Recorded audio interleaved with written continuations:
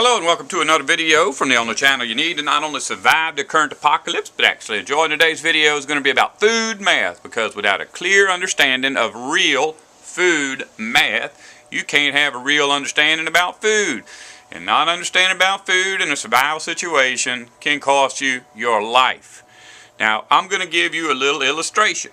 I want you to keep this illustration in your head throughout the remainder of this video, because it teaches a very important point that you need to remember. If you're the kind of guy that has a bear trap and a gun capable of killing a bear, you know how to butcher bears, you know how to preserve bears, you know how to cook bears, and you like eating bears, well, a bear can be food for you.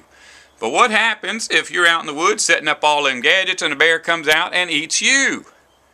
You don't need a mathematician to tell you who was the food.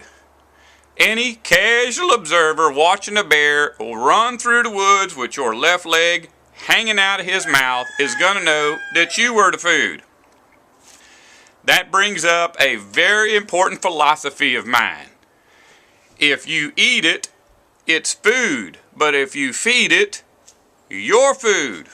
Now, what I'm telling you this for is because we live in a world of smoke and mirrors, a fantasy world where anybody can walk into a Walmart near about anywhere with a piece of paper with a picture of some kind of megalomaniac surrounded by numbers and walk out with enough calories to get him through the day. That's false math, because it's based on something that doesn't really exist: money. And when money is finally found out for what it is, and you can no longer go into a Walmart and get your groceries, you're going to have to change your entire way of thinking about food math. Right now, in the United States, it takes 15 calories of energy input to acquire 1 calorie of food input.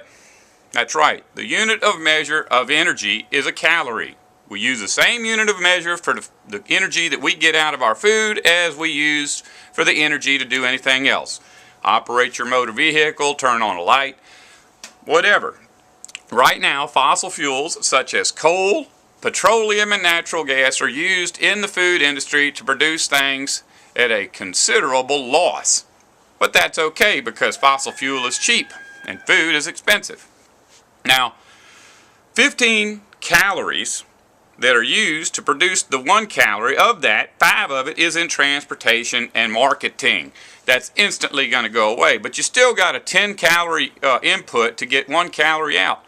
In a real life situation, that will kill you. You cannot consistently put 10 calories into producing 1 calorie of food over a period of time without dying. Remember what I said earlier. If it feeds you, it's food. If you feed it, you're food. And in fact, if you are putting even so much as 2 calories of energy into every 1 calorie of tomatoes you produce, you are feeding that tomato the same way that that man at the beginning of this video fed that bear. We use petroleum-based products for herbicides. We use petroleum-based products for insecticides. We use natural gas-based products for fertilizer. And if you've even gotten your head that you're going to get rid of all of that, you still got to think about the energy you're going to spend planting and harvesting, along with any energy that you have to use acquiring natural fertilizers and spreading them, or even watering your plants. You know, I preach all the time about peak oil. And half my people that watch these videos agree with me wholeheartedly. The other half says I'm stupid. But whether you believe in peak oil or not, if you're on my channel, chances are you believe in some kind of an SHTF, WROL, or TOTWAWKI.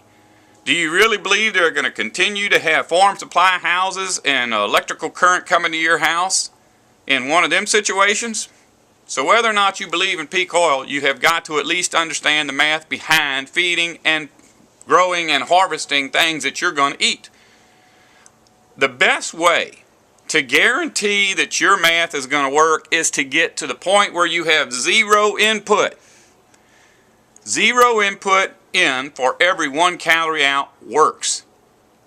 It is a fact that every empire that has ever existed started out as hunter-gatherers, even our own. If you go back far enough, you'll find out there was a time when we did not have agriculture. Hunter-gatherers worked.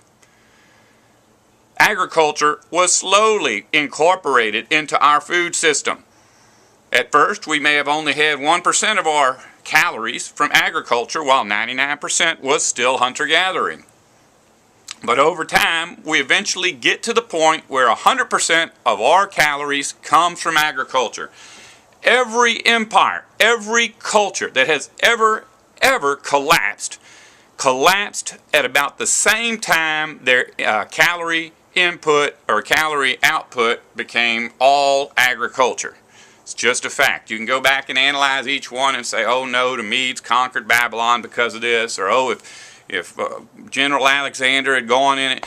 Ain't none of that important. You just look at every empire that has ever existed, and once the empire completely converts to agriculture, the gig is up and the clock is ticking. And that's where we are today. And there's no point of getting rid of this empire and then going off and trying to start our own little agriculture empire. Permaculture is the only thing that has ever worked. It's the only thing that will work unless you feel like working yourself to death. You need to start thinking about that. Permaculture.